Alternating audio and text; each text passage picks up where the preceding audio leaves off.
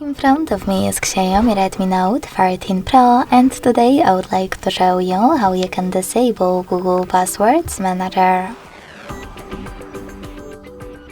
Begin by opening Settings and scrolling all the way down to access Google. Then click on All Services. Tap on Autofill, Autofill with Google, and blue switcher next to Use Autofill with Google.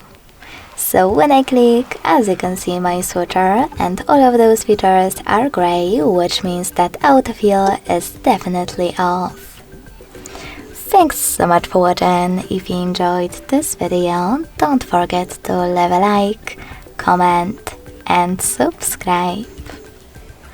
Bye!